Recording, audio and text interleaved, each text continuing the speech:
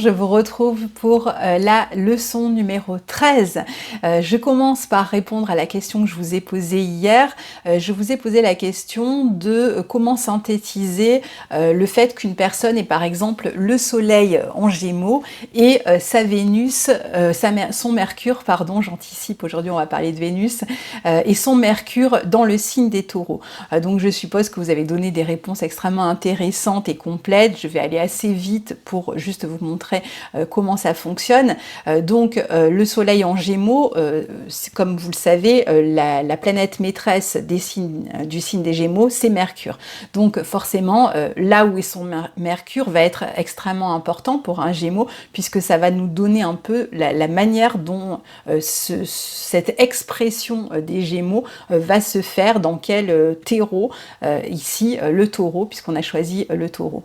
Donc on va évidemment continuer à avoir une personne, si c'est un Gémeaux, qui cherche à s'exprimer, qui est dans le mouvement, qui cherche le contact avec les autres, qui développe une certaine curiosité, mais particulièrement dans le domaine du Taureau, puisque son Mercure est en Taureau. Donc par exemple, au niveau de sa curiosité, on pourrait penser que cette personne va s'intéresser aux thématiques du Taureau. Donc il peut s'intéresser particulièrement aux arts, il peut s'intéresser à la cuisine, pourquoi pas, hein, le signe des Taureaux est relié aussi à la nourriture. Ça peut être quelqu'un qui va s'intéresser, en tout cas sa curiosité, ça peut être quelqu'un qui va s'intéresser à l'argent aussi, hein, pourquoi pas, qui va s'intéresser en tout cas à la vie matérielle, puisque le signe des Taureaux est un signe plutôt matérialiste, plutôt matériel, donc qui va s'intéresser à des choses extrêmement concrètes. Au niveau des apprentissages, ça va donner une personne qui va aller plutôt vers des apprentissages extrêmement pratiques, dans lesquels il n'y a pas forcément beaucoup de théories, d'abstractions, de concepts, mais plutôt des apprentissages qui sont liés directement à la matière. Par exemple, je connais quelqu'un qui a son Soleil en Gémeaux et son Mercure en Taureau. Eh bien, c'est une personne, par exemple, qui a fait des études pour devenir luthier. Donc, on retrouve le côté artistique, musical, hein, Vénus, enfin, le signe des Taureaux est beaucoup relié aussi à la musique. On a souvent des mélomanes dans ce signe des Taureaux. Donc, on a l'aspect pratique, le travail avec les mains, hein, des Gémeaux, où on va fabriquer les instruments, les réparer, etc. Donc, vous voyez, on est vraiment en plein dedans. Donc il va s'intéresser aux belles choses, il va réfléchir, au niveau de la réflexion, il va réfléchir beaucoup plus lentement, hein, puisque le signe du Taureau est un signe de terre extrêmement lent, extrêmement pris dans la pesanteur, si vous voulez, hein, c'est pour ça que c'est un signe matérialiste, donc il y a une réflexion qui est beaucoup plus lente. Au niveau des mouvements aussi, alors soit ça peut être plus lent, soit ça peut être plus long, c'est-à-dire que si cette personne, par exemple, pratique un sport, eh bien on peut imaginer que ça va être un sport, par exemple, d'endurance. Ça peut être la randonnée, ça peut être le ski de fond, ça va être quelque chose, voilà, qui est plus basé sur l'endurance. Qu'est-ce que je pourrais vous dire encore? Oui, il peut s'intéresser aussi au bien-être, il peut s'intéresser à son corps, donc là aussi, de manière, ça pourrait être quelqu'un qui va peut-être faire du culturisme ou je ne sais quoi, en tout cas qui va vraiment s'occuper de son corps, qui va être intéressé par tout ce qui concerne le corps.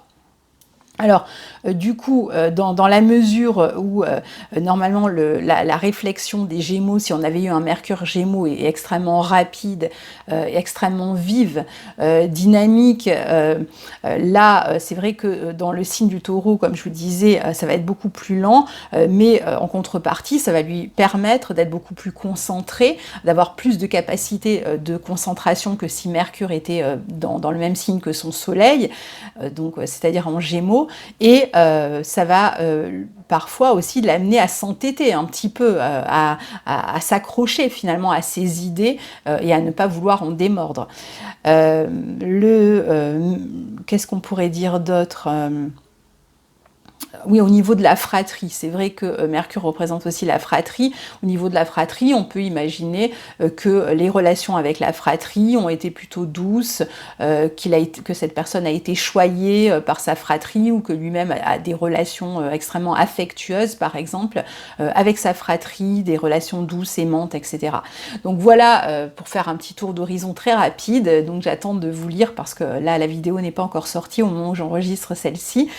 Donc voilà, aujourd'hui, on va parler de Vénus. Alors Vénus, comme vous le savez, c'est la petite bénéfique, hein, c'est comme ça qu'elle était appelée par les anciens. Donc en général, quand on a Vénus qui arrive dans notre signe en transit, on est toujours extrêmement content parce que là où elle passe, finalement, elle apporte beaucoup de positifs. C'est très rare qu'un transit de Vénus, alors bon, tout dépend bien sûr sur quoi il passe dans son thème, mais bon, souvent il apporte quand même une forme de douceur, un peu plus de chance que d'habitude, donc on est souvent heureux quand Vénus transite notre signe. Alors Vénus fait partie de ces planètes intérieures, au même titre que la Lune et Mercure dont on a parlé hier, et donc elle circule entre la Terre et le Soleil. Vénus, elle est jamais plus loin du Soleil qu'à 48 degrés. Donc sur une carte, dans votre carte natale, eh bien vous ne pouvez pas la trouver ni à plus loin qu'à 48 degrés en amont ou en aval, si vous voulez, hein, que ce soit d'un côté ou de l'autre du Soleil, elle ne va pas dépasser les 48 degrés. Hier, je vous disais que Mercure, lui, ne dépassait pas les 28 degrés, eh bien Vénus, ça ne sera jamais à plus loin qu'à 48 degrés. Elle peut être bien plus proche que ça, elle peut être même vraiment conjointe au Soleil, mais elle ne sera jamais plus loin que 48 degrés de votre Soleil. Donc sur le zodiaque, eh bien, elle va se déplacer autour du zodiaque en 340 jours.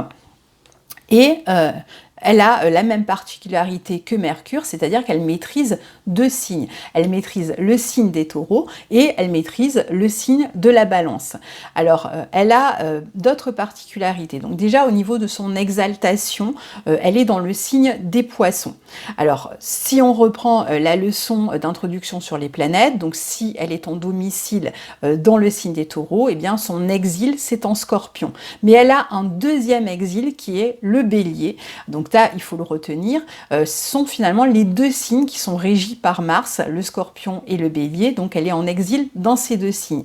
Et sa position de chute, eh bien c'est en phase de son lieu d'exaltation, comme on l'a appris dans la leçon, donc puisqu'elle est en exaltation en Poisson, elle est en chute dans le signe de la Vierge. Je vous montrerai tout ça sur la carte tout à l'heure. C'est une polarité féminine, une polarité yin, réceptive, qui représente l'harmonie, l'équilibre, la recherche en tout cas d'harmonie, d'équilibre, la douceur, les lignes courbes, contrairement à Mars qui représente les lignes angulaires, pointues, enfin tout ce qui est pointu, piquant, chaud, etc. On en parlera demain. Donc là, c'est vrai que c'est plutôt voilà, tout ce qui est courbe, tout ce qui est doux à l'œil, tout ce qui est beau aussi. Hein. C'est une planète qui, elle aussi, rétrograde. Alors, elle rétrograde 42 jours par an. Justement, en ce moment, au moment où je vous parle, donc là, on est au mois d'avril 2020, on a Vénus qui s'apprête à rétrograder dans le signe des Gémeaux. Elle va commencer à rétrograder le 13 mai et elle rétrogradera jusqu'au 25 juin. Donc ça va être une année particulière parce qu'elle reste plus longtemps que d'habitude dans le signe des Gémeaux et dans ce long passage dans ce signe, eh bien, elle aura une période de rétrogradation. Vénus dans le thème, sur le plan des fonctions humaines, va symboliser les plaisirs, les sentiments, elle va représenter notre séduction, la manière dont nous séduisons et la manière dont nous sommes séduits aussi. Elle va représenter nos valeurs et là encore une fois, la manière dont nous valorisons et ce que nous valorisons, ce qui a de la valeur pour nous aussi. Elle symbolise, je vous l'ai dit, donc notre bien-être, notre relation au corps, comment nous en prenons soin, notre recherche d'équilibre, d'harmonie aussi. Hein. Plus globalement, elle symbolise ce que nous attirons à nous. Donc elle peut symboliser aussi le sentiment de sécurité, surtout dans le signe du Taureau, mais je vais y venir. Notre relation à l'argent, là aussi, surtout dans le signe du Taureau, qui est un signe matérialiste. Donc comment on va gagner notre argent. Et puis finalement, si on regarde le signe dans lequel elle se trouve, eh bien on va savoir dans quel domaine, enfin quelle qualité on va pouvoir mettre en avant pour attirer à nous, puisque je vous dis, elle a une capacité d'attraction importante, donc pour attirer à nous l'argent, par exemple. Hein. Donc, après, je vous donnerai un exemple. Donc c'est aussi la manière dont on va, je vous l'ai dit, rentrer en relation avec l'autre, hein, puisque Vénus représente aussi la vie relationnelle, donc sur comment on va séduire l'autre, mais c'est au sens large, c'est pas seulement sur le plan amoureux, comment on va séduire autrui, comment on va le capter son attention. Hein. Donc Vénus, si je vous donne, donc pour vous donner un exemple, pour que vous compreniez bien, si on prend par exemple une Vénus en Gémeaux, puisqu'on a Vénus qui est en Gémeaux en ce moment, donc prenons cet exemple, eh bien Vénus en Gémeaux, elle va plutôt séduire les autres par la parole, par sa manière de communiquer, peut-être par sa voix, si c'est une chanteuse, ou par ses arts, par son écriture, par exemple, si elle écrit. Elle va attendre aussi de l'autre d'être séduite par son intellect, par sa manière de s'exprimer. Donc elle va peut-être moins rechercher l'aspect physique, hein, si elle est en Gémeaux, voilà, les faibles, etc. Elle va peut-être plutôt, ce qui va avoir de la valeur pour elle chez les autres êtres humains, ça va être ce que ces êtres humains dégagent sur le plan intellectuel, dans leur manière de s'exprimer, etc. C'est ça qui va la séduire et c'est comme ça aussi qu'elle va séduire. Donc c'est dans les deux sens. Si vous prenez par exemple... Alors, au niveau, par exemple, de l'argent, une Vénus en Gémeaux, elle va peut-être attirer l'argent à elle par des métiers qui sont liés aux Gémeaux, donc par des métiers liés au transport ou par des métiers liés à la transmission, au travail, à l'enseignement, par exemple, ou par des métiers liés à l'écriture, par des métiers liés au commerce, éventuellement, peut-être le commerce ça peut être de vêtements, de bijoux, de produits esthétiques, etc. On peut avoir éventuellement aussi des personnes qui travailleraient justement dans l'esthétique avec une Vénus en Gémeaux et qui attireraient donc l'argent de cette manière-là. Encore une fois, je ne suis pas exhaustive, hein, je pourrais continuer, vous donner d'autres exemples pour Vénus en Gémeaux, mais c'est vraiment pour que vous compreniez comment on synthétise à la fois ce que nous dit Vénus et ce que nous dit le signe. Si on prend par exemple une Vénus en Cancer, ben, ça va être différent. Vénus en Cancer va peut-être attirer davantage l'argent par des métiers qui vont être liés au cancer, donc à l'immobilier, à la table, peut-être un cuisinier, hein, on peut avoir des cuisiniers par exemple, et puis sur le plan des sentiments, ce qui va être valorisé, ce qu'on va attendre de l'autre et ce qu'on va nous-mêmes donner, la manière dont on va exprimer ce que l'on ressent à l'autre, ça va être sur le plan extrêmement affectif. On est dans un signe d'eau qui a besoin de preuves d'amour, d'affection, etc. Donc ça va plus passer par là, comment on s'occupe de l'autre, comment l'autre prend soin de nous.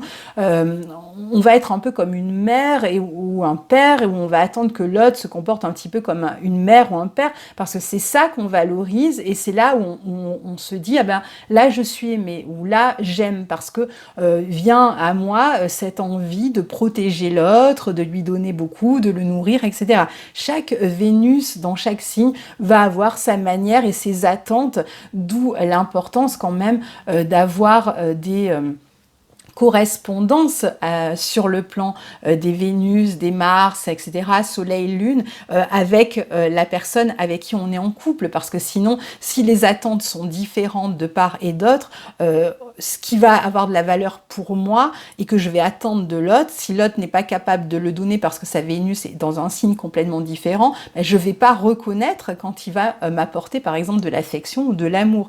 Donc peut-être que lui, il aura sa manière, ou elle aura sa manière d'exprimer les choses, mais qui ne va pas correspondre à mon système, donc je ne vais pas le reconnaître et je vais avoir le sentiment par exemple de ne pas être aimée.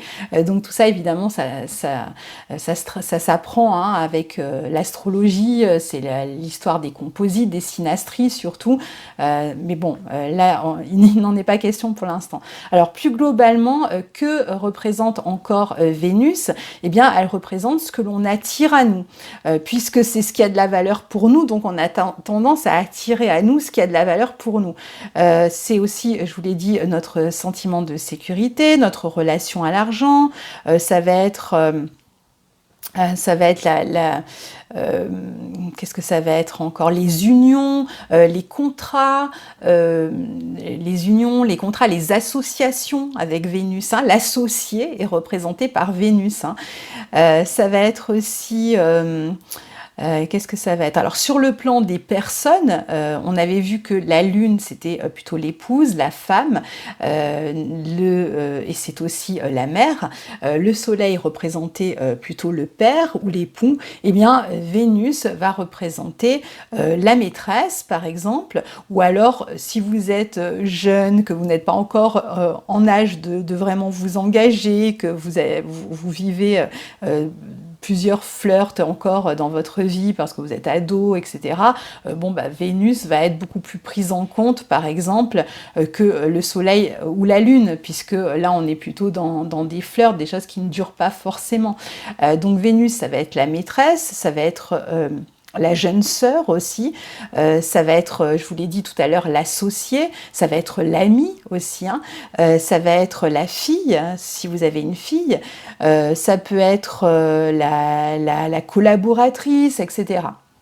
Alors Vénus en Taureau, elle a une tonalité un petit peu différente de Vénus en Balance, donc je vais vous montrer un petit peu de quelle manière elle se différencie. Je vous disais, Vénus en Taureau, Taureau signe de terre, donc signe plus matérialiste, donc une Vénus en Taureau va être plus tournée justement vers la matière, donc peut-être vers l'argent, vers la possessivité en amour, vers la sensualité, hein. Rappelez-vous que le signe des Taureaux c'est un signe extrêmement sensuel, sur la jouissance, des plaisirs, alors de toutes sortes de plaisirs, hein, sensuels vraiment au sens large, hein. Ça peut être le goût de la nourriture, on peut aimer manger, on peut aimer... Alors avec Vénus, on aime ce qui est doux, ce qui est sucré surtout, hein. Et une Vénus en Balance, eh bien, va être plutôt tournée vers la vie relationnelle, bien sûr. Donc elle va être tournée aussi vers une recherche d'équilibre dans la vie relationnelle, vers la diplomatie, vers une forme d'équité, de recherche d'équité et donc de justice aussi, hein. D'ailleurs, quand Vénus est dans le signe de la Balance une année, dans la révolution solaire, on peut avoir affaire parfois à la justice, à régler des questions sur le plan juridique. Ça va être vers le partage des valeurs, la politesse. Au niveau artistique, ça va être plutôt l'art raffiné, quelque chose vers l'esthétique aussi, hein, vers les relations, les associations. Quelqu'un qui aurait Vénus en Balance dans son signe peut être amené plus souvent qu'un autre à rechercher les associations dans sa vie professionnelle, par exemple, hein. Donc si dans votre thème Vénus rétrograde, donc je vous ai expliqué que vous allez avoir un petit R sur votre carte à côté du symbole de Vénus, donc vous saurez qu'au moment de votre naissance elle était rétrograde.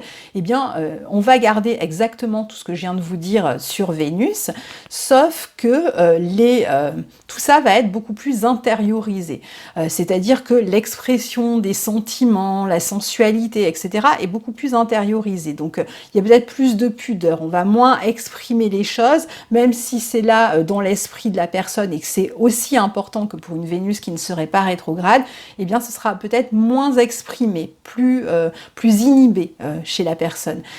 Sur le plan des valeurs, une Vénus rétrograde a souvent, surtout dans les premières années de sa vie, a du mal à prendre conscience de sa valeur. Donc on va retrouver ça finalement dans sa vie, excusez-moi, j'ai un chat dans la gorge. Donc du coup, on va retrouver ça par exemple dans sa vie. À un moment donné, elle va avoir du mal, par exemple, à gagner sa vie, ou elle va avoir du mal à se faire reconnaître, ou à se faire, à être valorisée dans ce qu'elle fait, dans son travail, dans ses relations. Donc il y a une mise au point, finalement, une prise de conscience à avoir, peut-être un travail à faire sur elle. Ça ne veut pas dire qu'elle ne peut pas se mettre en valeur, mais peut-être qu'elle ne peut pas comme une Vénus directe, c'est-à-dire qu'il y a peut-être une particularité, une singularité à mettre en avant chez cette Vénus rétrograde. Si vous prenez au niveau artistique, par exemple, vous allez avoir des personnes qui ont Vénus rétrograde, qui ont une manière de s'exprimer sur le plan artistique qui est extrêmement singulière, presque étrange pour ceux qui regardent et qui écoutent, ou enfin tout dépend de quel art il s'agit. Donc une approche extrêmement singulière qui est souvent qualifiée de bizarre ou d'étrange pour les autres, mais qui en même temps est leur particularité, leur singularité, et qui fait qu'elles peuvent sortir du lot par rapport à d'autres personnes, puisqu'elles ne font pas les choses comme tout le monde. Et de la même manière, sur le plan vestimentaire, une personne qui a Vénus rétrograde peut se retrouver à s'habiller d'une manière qui peut sembler étrange ou bizarre aux autres personnes. C'est-à-dire qu'elle a des goûts singuliers et particuliers qui sont souvent qualifiés de bizarres par les autres. D'ailleurs, vous savez que quand on a Vénus qui rétrograde pendant l'année, alors là je ne parle plus de votre thème, hein, mais bon là vous allez pouvoir en faire l'expérience entre le 13 mai et le 25 juin, au moment où Vénus rétrograde, si jamais vous achetez des vêtements ou si jamais vous décidez de vous faire une nouvelle coupe de cheveux, en plus on sortira du confinement, tout le monde va aller chez les coiffeurs et on aura peut-être envie de changer du tout au tout, eh bien vos goûts vont être complètement différents de d'habitude. Alors vous n'allez pas forcément vous en rendre compte du 13 mai au 25 juin, si vous achetez des vêtements ou si vous faites une nouvelle coupe, eh bien bon voilà, vous allez choisir et vous aurez le sentiment que c'est ce qu'il vous faut. Et puis à un moment donné, après le 25 juin, Vénus va redevenir directe et là, tout à coup, vous allez vous regarder dans le miroir et vous allez demander pourquoi vous avez fait cette coupe. C'est-à-dire que d'un coup, ça n'aura absolument plus aucun sens, ça ne correspondra absolument pas à vos goûts habituels et vous vous rendrez compte que finalement, soit vous avez acheté des vêtements qui ne vous plaisent plus, qui correspondaient vraiment à cette période un peu étrange de Vénus rétrograde, soit vous êtes fait une coupe, bon, il va falloir attendre que les cheveux repoussent pour modifier ça, parce que c'est pas vraiment vos goûts habituels. Eh bien, ça, ce qu'on va expérimenter de manière très ponctuelle, quelqu'un qui a Vénus rétrograde dans son thème est souvent en décalage, sauf que elle va vivre cette singularité au quotidien, et c'est donc les autres qui vont regarder ses goûts, cette manière éventuellement de s'habiller ou de produire de l'art, etc., qui vont regarder ça et qui vont trouver ça étrange, parce qu'il y a un facteur d'étrangeté pour les autres, mais ça ne veut pas dire qu'elles ne sont pas capables de se valoriser ou d'être excellentes au niveau artistique, etc. Bien au contraire, puisqu'elles sont singulières, donc ça a un intérêt, ça suscite le questionnement et l'intérêt.